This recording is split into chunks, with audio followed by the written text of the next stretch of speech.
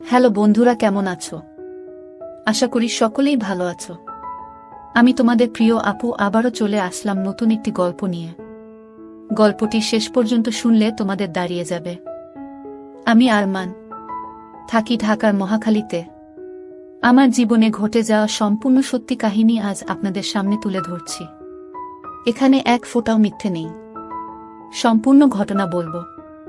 তাই প্রথমে একটু বোরিং লাগতে পারে, কিন্তু আসল সময়ে আপনি ব্যস্ত হয়ে পড়বেন খুশিতে। তাই মন দিয়ে পুরোটা দেখুন। আমার পরিবারে আমি আর আপু ছাড়া কেউ নেই।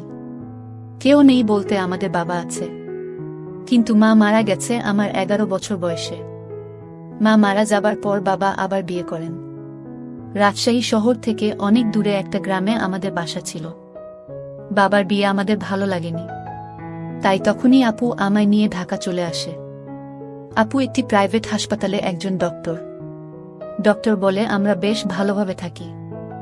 আমিও আপু। আমার আপু খুবই সাদামাটা, সাদাসিধে ধরনের, প্রচুর বুদ্ধিমতী মেয়ে।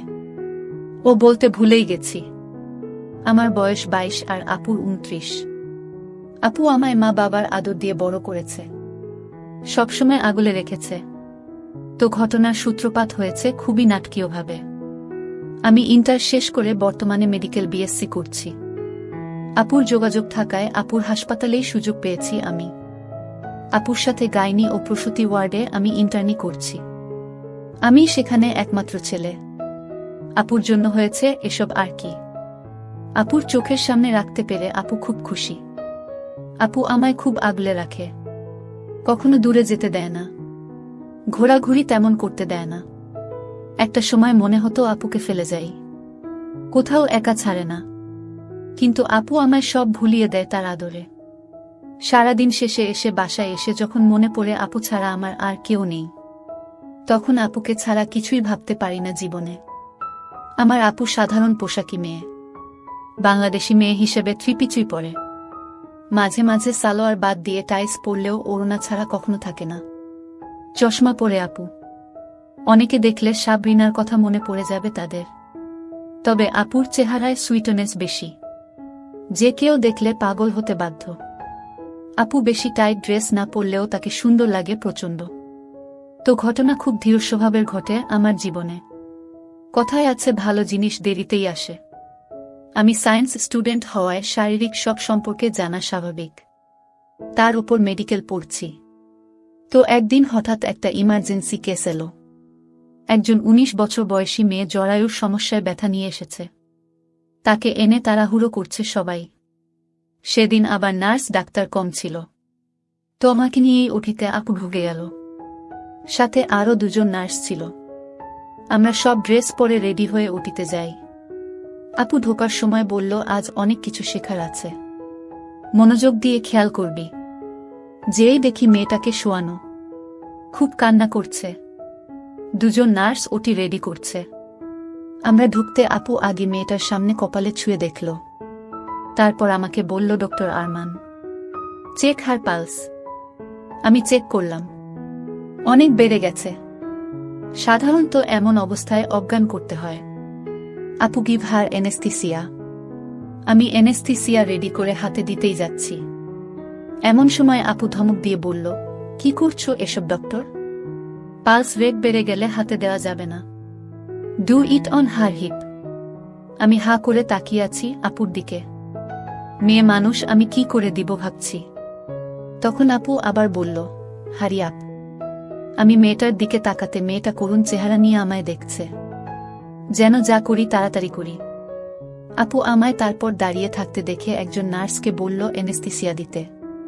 তখন এক সিনিয়র নার্স এসে আমার হাত থেকে এনেস্থিসিয়া নিয়ে ফিসফিস করে বলল, ভয় পেও না, দেখো, বলে সে মেয়েটার সালোয়ার নামিয়ে দিল। মেয়েটাকে দেখে ভালো উচ্চ পরিবারের মনে হচ্ছে। মেয়েটা কোনো বাধা দিচ্ছে তো নাই, উল্টো কোমর শূন্যে তুলে দিল যেন খুলতে সুবিধা হয়। প্রথমবার কোনো জীবিত মানুষ, তাও একটা মেয়েকে এমন দেখলাম। মেয়েটাকে নার্স আরো ঘুরিয়ে কাত করে এনেস্থিসিয়া দিয়ে দিল। এমন দেখে আমার বুক ধুকপুক করছিল। মেয়েটা এদিকে জ্ঞান হারিয়েছে। বাকি নার্স এসে দ্রুত আমায় অবাক করে দিয়ে মেয়েটার পুরো খুলে দিল। আমার খুব লজ্জা পাচ্ছিল। এমন সময় আপু আমার পাশে এসে দাঁড়ালো। লাল চোখ করে তাকিয়ে আছে। মাস্ক পরে থাকায় চোখ ছাড়া কিছু দেখছি না। তখন আপু মেয়েটার সামনে গেল। আপু আমার দিকে তাকিয়ে বলল, কাম উইথ মি। আমি 6 নং কেচি নিয়ে আপুর পাশে গেলাম। আপু তখন স্বাভাবিক গলায় বলল, দিস ইজ। এইভাবে শুরু হলো আমার শিক্ষা। আপু আঙুল দিয়ে ধরে সরিয়ে সরিয়ে দেখাচ্ছিল, ও একটা ক্যামেরা পাইপ হাতে নিল। আমি থমকে গেলাম। আপু এবার ধমক দিয়ে বলল, যদি কাজ করতে ভালো না লাগে বের হয়ে যান। আপনাকে পেশেন্টের শরীর চেনাতে আনিনি। আপনি এখনো স্কুল বয় নন। আমি সাথে সাথে আপুর কথা মতো কাজ করি। আপু ইংরেজিতে আরো কিছু বলল। আমি বুঝতে পেরেছি আপু কি বলছে। বললাম, yes doctor, she is not virgin. আপু অনর্গল আমাকে বুঝিয়ে দিচ্ছে এসব। আর আমিও অপারেশনের বেশিরভাগ অনেকটা কাজ করে শেষ করি অপারেশন। শেষ সেলাইটা আমাকে দিয়ে করাই আপু। আমার হাত কাঁপছিল, কিন্তু আপু আমায় হাত ধরে শিখিয়ে দেওয়ায় আর ভয় করেনি শেষে। মুহূর্তের জন্য আপু আমার আপন বোন ভুলেই গেছিলাম। শেষ করতেই নার্সেরা পরিষ্কার করে পেশেন্টের এপ্রন পরিয়ে দিল। আমিও প্রথমবার এসব দেখলাম। আপু আর আমি মেয়েটার বিষয়ে মেডিকেলি কথা বলতে বলতে বের হলাম ওটি থেকে। তখন মেয়েটার সামনে বাবা মা এলো। আপু খুব শান্তভাবে তাদের বুঝিয়ে বলল, সব ঠিক আছে, ওর অপারেশন সাকসেসফুল, তবে ওকে রিকভারি করতে 2 মাস সময় লাগবে। এখানে ভর্তি থাকতে হবে, এরপর সুস্থ। মেয়ের মা বলল, ওর কোনো সমস্যা নেই তো? আপু, না, তবে ওর ইনফেকশনের কারণে ওর ভার্জিনিটি অনেক আগেই নষ্ট হয়ে গেছে। খুব ভালো মেয়েও, ভাগ্য ভালো সামান্যতে সেরেছে, নয়তো এমন কেসে ক্যান্সার হয়ে যায়। আপনারা খুব দ্রুত বিয়ের ব্যবস্থা করবেন। ওনারা আশ্বাস পেল একথা শুনে। তবে আমি বুঝলাম আপু ওর ভার্জিনিটি নিয়ে মিথ্যে কেন বলল। সেদিন কাজ শেষে বাসায় ঢুকেই আপু বলল, জলদি ফ্রেশ হয়ে আয় খেতে। আমি মনে মনে ভয় পাচ্ছিলাম। গোসলে ঢুকলাম। গোসল শেষ করে আমি বের হয়ে ড্রেস পরি। তো সেদিন তাই করি। বের হতেই সামনে আপু। আমরা দুজনেই কয়েক সেকেন্ড হয়ে দাঁড়িয়ে আছি। হঠাৎ সম্বিত ফিরতেই তোয়ালে দিয়ে ঢাকলাম ও আপু হুট করে পিছন ফিরে বিষয়টা চাপা দিতে বলল, এত সময় লাগে গোসল করতে? তাড়াতাড়ি আয় খেতে। বলেই আপু বেরিয়ে গেল। আমি দ্রুত দরজা লাগিয়ে বিছানায় বসে পড়ি। প্রচণ্ড লজ্জা লাগছে।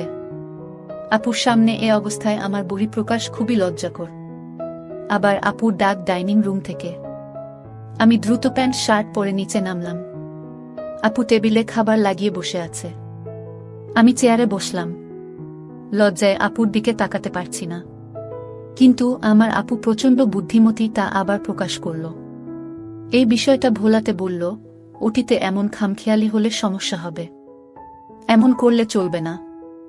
আজ এমন করলি কেন বলতো? আমি কোনো কথা বলছি না ভয়ে। আপু, একটা কথা জিজ্ঞেস করছি। আমি, সরি আপু, আগে কখনো ওটিতে ঢুকিনি, তার উপর প্রথমবার কোনো মেয়েকে।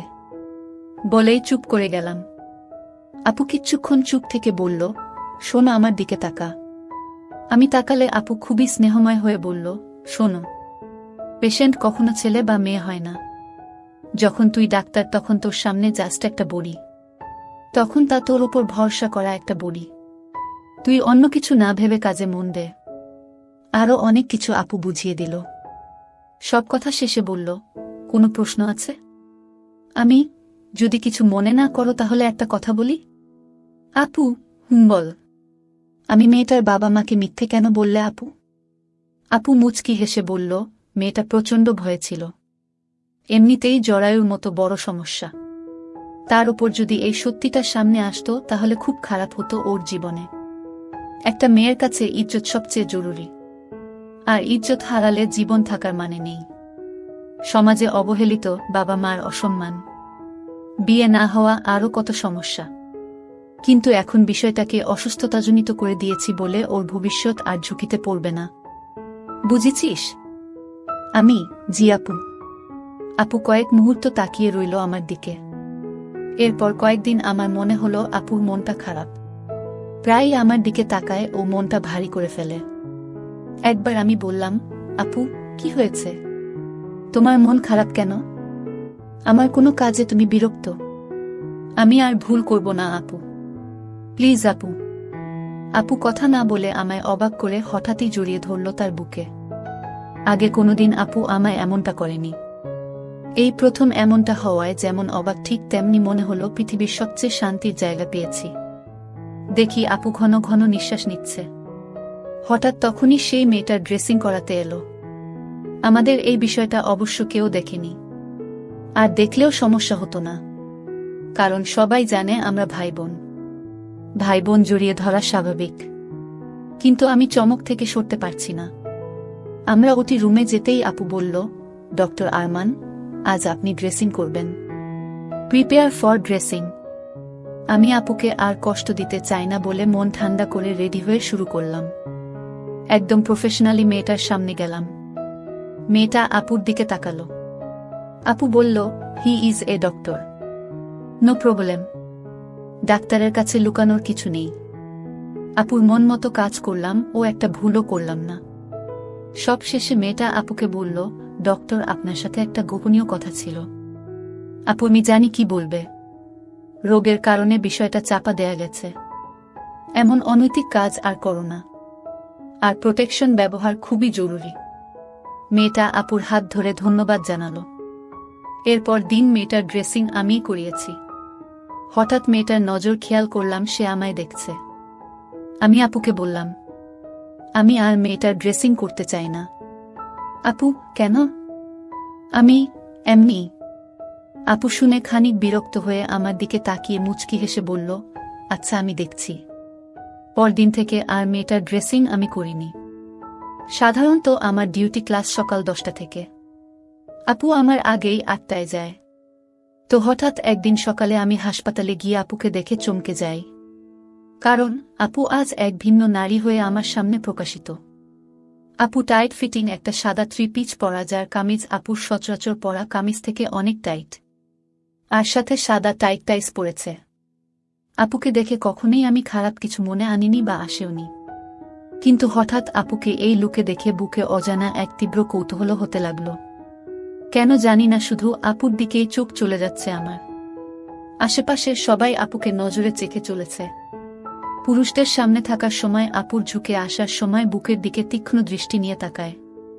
আমার এই বিষয়টা মোটেও ভালো লাগলো না। মনটা খারাপ হয়ে গেল। বাসায় এসে আমি আপুর সাথে কথা না বলেই রুমে গিয়ে শুয়ে পড়ি। রাতে খেতে ডাকলে আমি কোনো কথা না বলে খেয়ে চলে আসি রুমে। এদিকে আপুও এমনই ড্রেস নিয়মিত পরতে লাগল।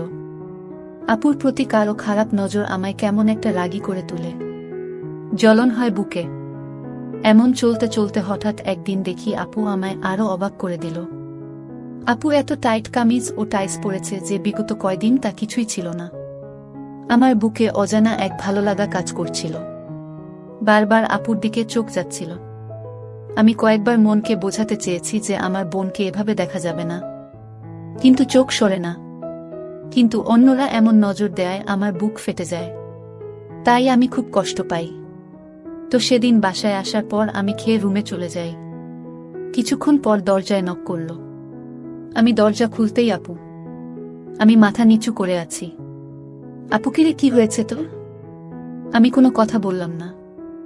আপু আমাকে নিয়ে বিছানায় বসালো ও পাশে বসল। আপু, সমস্যা কি? কদিন ধরে মনমরা মনে হচ্ছে। আমি কিছু না আপু। আপু, কিছু তো একটা হয়েছে। আপুকে বলবি না? আমি কেমন যেন ভয়ডরহীন হয়ে বলতে লাগলাম। আমি তোমার দিকে সবাই কেমন খারাপভাবে তাকায়। আমার এটা ভালো লাগে না। আপু অনেকখানি বিস্মিত হয়ে বলল, মানে? আমি এই যে কদিন ধরে তুমি একটু ভিন্ন পোশাকে আছো, সবাই হা করে তাকিয়ে থাকে খারাপ নজরে। আমার ভালো লাগে না। আপু মুচকি হেসে বলল, এটা তোর সমস্যা। কেন, তোর এই ড্রেসে আমায় দেখতে বাজে লাগে? আমি না তো। আমি তো তা বলিনি আপু। তোমায় সব পোশাকেই দারুণ লাগে। কিন্তু হঠাৎ এমন দেখে আমার একটু অদ্ভুত লাগছে। আপু, তাহলে বাজে মেয়ে মনে হচ্ছে? আমি ছি। কি বলছো এসব আপু? তুমি আমার মা, বাবা, বোন, সবকিছু। তোমায় আমি বাজে কেন মনে করব? আর পোশাকের স্বাধীনতা সবার আছে। আমি শুধু। আপু আমার দিকে একটু এগিয়ে এসে গা ঘেঁষে বসল। হাতের ওপর হাত রেখে বলল, শোনো পাগল ছেলে, আমি জানি তুই আমায় খারাপ ভাবিস না। তোর মানসিকতা প্রশংসার যোগ্য। নারীদের সম্মান করিস দেখে ভালো লাগছে। শোনো একটা কথা, যে যেভাবে তাকাক তাতে সমস্যা নেই। আচ্ছা বলো, তোর কোনো নায়িকা বেশি পছন্দ? আমি লজ্জা পেলাম। আপু বলল, লজ্জার কিছু নেই, আমি কেট উইন্সলেট। আপু মুচকি হাসল প্রথমে, তারপর বলল, গুড চয়েস। আমারও। আমার দুজনের মিল আছে। তাহলে শোনো, যখন তার মুভি দেখিস, ফলো করিস, তখন কি তার সৌন্দর্য ভালো লাগে না? বিউটি ও হট লুকে যখন মুভি করে বা সোশ্যাল মিডিয়ায় আসে তখন ভালো লাগে না? আমি কিভাবে উত্তর দিব বুঝতে পারছি না। তখন আপু অভয় দিয়ে বলল, লজ্জা পাবি না, আমি তোর বোন। বোনের কাছে সব বলা যায়। আমি ভালো লাগে। আপুই তাই, সবার কাছেও এমন। একটা মেয়ে যখন হট লুকে প্রকাশ পায় মানুষ তো তাকাবেই। তাই বলে কতজনের তাকানো থামাবি? আর মানুষ সেটাই দেখে যেটা দেখার মতো, যা সুশ্রী বা বিশ্রী। এখন আমি তোর কাছে বিশ্রী বা সুশ্রী এটা তুই জানিস। আমি না আপু। তুমি দুনিয়াবি সবচেয়ে সুন্দরী। আমার পরি তুমি আপু। আপু তাই নাকি?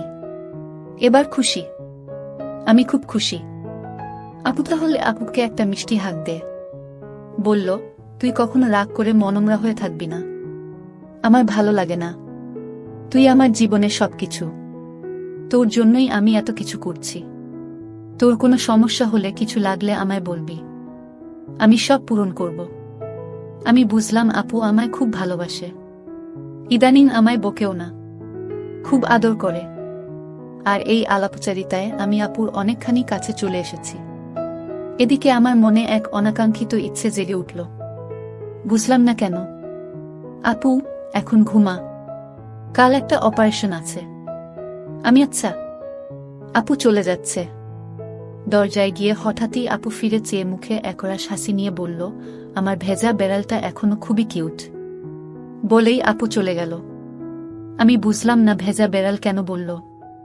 হয়তো আদরে ডেকেছে, কিন্তু না, মনে হচ্ছে অন্য কিছু। আমি এটা নিয়ে চিন্তা করতে করতে পাগল। 1 ঘন্টা ধরে ভাবছি, ঘুম আসছে না। আপুকে জিজ্ঞেস না করলে ঘুম হবে না। এর আগেও পড়ার জন্য আপুকে রাত বেড়াতে ঘুম ভাঙিয়ে জ্বালিয়েছি। তাই আমি আপুর রুমে গিয়ে নক করলাম। সাথে সাথে ভিতর থেকে শব্দ এলো, আসছি। প্রায় 2 মিনিট পর আপু দরজা খুলল। আপু বল, কি বলবি? আমি তুমি আমায় ভেজা বিড়াল বললে কেন? আপুর মুখে দুষ্টু হাসি। বলল, বুঝিসনি? আমি না, বলো না আপু। আপু গুনগুনিয়ে কিছু বলল। আমার আর বুঝতে বাকি রইল না আপু কিসের কথা বলছে। আমি সাথে সাথে লজ্জায় চলে এলাম ওখান থেকে। রুমে এসে খুব লজ্জা হচ্ছে।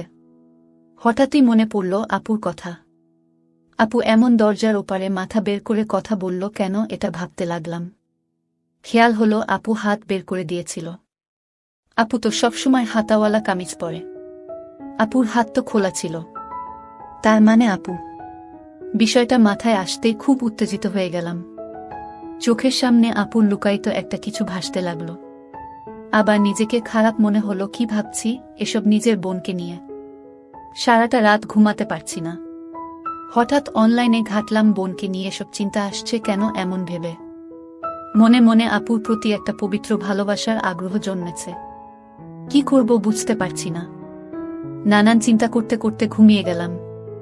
পরদিন সকালে ঘুম থেকে উঠে টেবিলে রাখা খাবার খেয়ে নিলাম, যা প্রতিদিন আপু তৈরি করে রেখে যায়। আমাকে কখনো জাগায় না আপু এত সকালে। হাসপাতালে গিয়ে আপুকে খুঁজতে লাগলাম শুধু। দেখতে খুব ইচ্ছে করছে। অন্য রোগীদের নিয়ে কাজ করছি, তখন হঠাৎ একজন নার্স এসে বলল, ডক্টর সুমনা আপনাকে অপারেশন থিয়েটারে যেতে বলেছেন।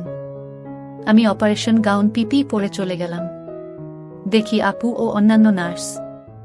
আজকে রোগী একজন 30 বছরের মহিলা, যার কোনো বেবি হচ্ছে না, তাই অপারেশন। আমাকে দেখেই আপু মুচকি হাসল, তা মাস্কের নিচেও বোঝা যাচ্ছে। আপু, গিভ হার এনেস্থিসিয়া। মহিলার দিকে তখন ভালো করে তাকালাম। সুন্দর বললেও কম হবে। আপুর বাইরে এমন সুন্দর খুব বেশি দেখিনি। যেহেতু প্রাইভেট হাসপাতাল তাই এখানে বেশিরভাগ বড়লোকের আগমন, তাই যারা আসে তারা মরান হয়।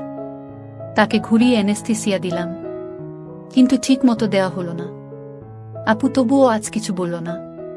আগেও অনেকবার শিখিয়েছে আপু, এ পর্যন্ত প্রায় 25 জনকে দিয়ে। আমি অবাক হলাম বকা না খেয়ে। আজও আপু হাতে ধরে আমায় নিয়ে সকল কাজ শেষ করল। সেদিন বাসায় গিয়ে রাতে খাবার টেবিলে একটু ভয়ে ছিলাম, যদি আবার বকা দেয়। খেয়ে উপরে আসছি, তখন আপু বলল 10 মিনিট পর আমার রুমে আসিস। আপুর কণ্ঠ ভারী মনে হলো না, কিন্তু কেমন একটা ভয় কাজ করছে। আমি ঠিক সময় আপুর রুমে নক করলাম। আপু দরজা খুলতেই একটা ধাক্কা। আপুর ওড়না নেই। আপু, আয় ভিতরে আয়। দেখি আপুর বিছানায় একটা সিরিঞ্জ ও গ্লুকোজ টিউব। আমি, এগুলো কেন এখানে আপু? আপু, তোকে এতবার শিখিয়েও কোনো কাজ হচ্ছে না, আজ প্র্যাকটিস করবি। আমি, কিসে প্র্যাকটিস করব? আপু আমায় অবাক করে দিয়ে বলল, আমি আছি না, আমার উপর ট্রাই করবি। আমি, পাগল হয়ে গেলে নাকি? আমি পারবো না। আমি তোমাকেও ব্যথা দিতে পারবো না। আপু, না, আমার উপরেই করতে হবে। আমি আর কিছু বলতে পারলাম না ভয়ে। আমি আপুর হাতে দেওয়ার জন্য প্রস্তুতি নিচ্ছি। এমন সময় আপু বলল, আবার ভুল। আমি, কেন, কি হয়েছে? আমি, এখানে কেন? আমি, না হলে কোথায়? আপু, এতদিনে শিখাতে হবে কেথায় দিতে হবে? কোমরে দিতে হবে। আমি, এসব কি বলছো আপু? আমি তোমার গায়ে কেন হাত দিতে যাব? এক আপু বিছানা থেকে উঠে সব রেখে বলল, আচ্ছা তাহলে এরপর যেন আর ভুল না হয়। আপু কথাটা বলে সহজভাবে, কিন্তু একটা অসাফল্য প্রকাশ পেল কথায়। আমি রুমে গেলাম। আমার মনেও একটা আফসোস হলো, আপুকে এত ভালো লাগে। এমন একটা সুযোগ পেয়েও আমি মিস করলাম, যেখানে আপু নিজেই সব সুযোগ করে দিচ্ছিল। পরদিন হাসপাতালে গিয়ে আপুর চেহারাটা একটু মলিন লাগছিল। একটা পেশেন্ট দেখছিলাম আমরা। হঠাৎ আপু অজ্ঞান হয়ে গেল। আমরা দ্রুত ইমার্জেন্সি ওয়ার্ডে নিয়ে প্রাথমিক চিকিৎসা দিলাম, কিন্তু আপুর জ্ঞান ফিরল না। দ্রুত বিভিন্ন টেস্ট করিয়ে দেখি আপুর কিডনি দুটা নষ্ট হয়ে গেছে। 1 ঘন্টার মধ্যে অপারেশন না করলে মারা যাবে। আমি প্রচণ্ড ভয় পেয়ে যাই, কিন্তু ভাগ্য ভালো, একজন ডোনার পেয়ে যাই। অপারেশনে আমি সিনিয়র ডাক্তারকে বলে আমিও থাকার অনুমতি নিলাম, কারণ ডাক্তার তার নিজের লোকের অপারেশন করতে পারবে না। কারণ আপুর জন্য আমার খুব ভয় হচ্ছিল। আমি রেডি হয়ে অপারেশন শুরু হলো। নার্স এসে বলল, ডক্টর ম্যামের খুব ইচ্ছা ছিল আপনি এনেস্থেসিয়া ভালোমতো দেয়া শিখবেন, তার উপর ট্রাই করুন আপনি। ওটিতে আমি ছাড়া আর কোনো পুরুষ নেই। আমার এ সময়ে আর কোনো লজ্জা বা উত্তেজনা ছিল না। আপুকে বাঁচাতে হবে। আমি আপুর এপ্রন তুলে এনেস্থেসিয়া দিয়ে দিই।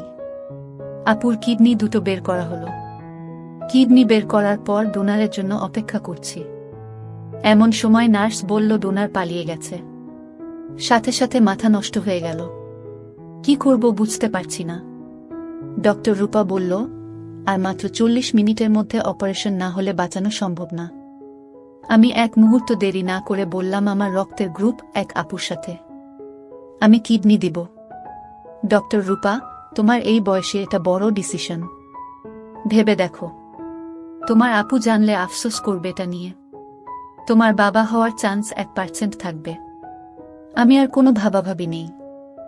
আমার জন্য আমার বোন সবচেয়ে বড়, তার চেয়ে বেশি কোনো ডিসিশন হতে পারে না। আপনি শুরু করুন। আমি জীবনে আপুকে ছাড়া আর কিছুই চাই না। আমি সাথে সাথে নিজেই এনেস্থেসিয়া নিয়ে অজ্ঞান। চোখ মেলে দেখলাম আমাদের অপারেশন হয়েছে, কিন্তু আপুর জ্ঞান আমার আগে ফিরেছে। আমার বয়স হিসেবে আমি সইতে পারিনি বলে এমন হয়েছে। প্রায় 3 মাস কোমায় থাকার পর আমার জ্ঞান ফিরেছে। আপুর জ্ঞান আরও আগেই ফিরেছে ও সুস্থ। অলরেডি কাজও শুরু করে দিয়েছে। আমার জ্ঞান ফিরেছে শুনে আপু দৌড়ে এলো আমার কেবিনে। একজন নার্স ছিল ওখানে। আপু ঢুকেই থমকে গেল আমায় দেখে। আমিও চমকে গেলাম আপুকে দেখে। আগের মতো ঢিলে ঢালা পোশাকে, কিন্তু বিবর্ণ মুখ আপুর, যেন সব হারিয়ে অসহায়। আপু গম্ভীর হয়ে বলল, নার্স তুমি এখন যাও, আমি দেখছি যা করার। নার্স চলে গেল। আপু আমার দিকে এগিয়ে আসছে। আপু তুমি সুস্থ হয়ে গেছ? কথাটা শেষ করার আগেই এক কষে থাপ্পড় পড়ল আমার গালে। আপু, খুব বড় হয়ে গেছিস তাই না? খুব দায়িত্ব হয়ে গেছে। কে বলেছে এসব করতে? সরি আপু, আমি তোমাকে হারাতে চাইনি। তুমি ছাড়া আমার কে আছে বলো? তোমার কিছু হলে আমার কি হতো? আপু, তাই বলে একবারও চিন্তা হলো না নিজেকে নিয়ে? কিছু হয়ে গেলে? তুমি না থাকলে আমার থেকে কি লাভ বলো আপু? আপু আমার বুকে গালে থাপ্পড় মেরে কাঁদতে কাঁদতে বুকে জড়িয়ে ধরল।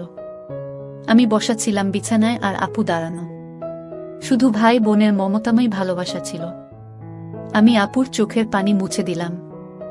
আপু, তুই কেন এত বড় ডিসিশন নিলি বলতো? তুই জানিস এর পরিণাম কি হতে পারে? আর তুই আজ 3 মাস পর জেগেছিস জানিস? তুমি না বলো সেবাই ধর্ম। যেখানে আমার ঈশ্বর নেই সেখানে আমার কি কাজ? তুমি ছাড়া আমার অস্তিত্ব নেই আপু। আমি আমার পরিণাম জানি। তুমি ছাড়া আমার কোনো পরিণাম নেই। আমি তোমায় ছাড়া বাঁচতে পারবো না। তুমি এসব নিয়ে ভেবো না। আর বকো না প্লিজ আমায়। এখন তো আমি রোগী তাই না? এখন তো তোমার ইন্টার্নি নই আমি তাই না? আপু আমার রসিকতা শুনে আবার জড়িয়ে ধরে বলল, আর জীবনেও তোমায় আমি বকা দিব না। আর কোনো দিন তোমায় কষ্ট পেতে দিব না, আমি কথা দিলাম। আরে আপু আমি মজা করছিলাম। সিরিয়াস হয়ো না। আপু আমার হাত ধরে সিরিয়াস হয়ে জলজল চোখে বলল, কিন্তু আমি সিরিয়াস। তোমার জীবনে আমি বেঁচে থাকতে কোনো কষ্ট হবে না আমার ভাই। তুমি আমার সবকিছু। তোমার কিছু হলে আমি বাঁচতে পারবো না। আমায় বাসায় আনা হলো। আপু লিভ নিল যতদিন সুস্থ না হয় তার জন্য। হঠাৎ খেয়াল পড়ল একদিন যে আপুর শরীরে বিন্দুমাত্র পরিবর্তন হয়নি। এখনো সেই রকমই সৌন্দর্য আপুর, কিন্তু চেহারায় চিন্তায় মলিন। তো একদিন আপু বাসায় কাজ করছিল, তখন ডাকলাম। আমি সোফায় বসা, সুন্দর হাঁটতে চলতে পারি ও সুস্থ প্রায়। আপু আমার কাছে এলে আমি আপুর হাত ধরে বসালাম পাশে। আমি বললাম, আপু কিছু মনে না করলে একটা কথা বলতাম। আপু আমার চোখের দিকে তাকিয়ে সব বুঝে গিয়েছিল। আপু নিজের মুখটা আমার দিকে এগিয়ে আনতে থাকল। আমরা ভাই বোনের সম্পর্ক ভুলে গেলাম। মেতে উঠলাম সেই অপবিত্র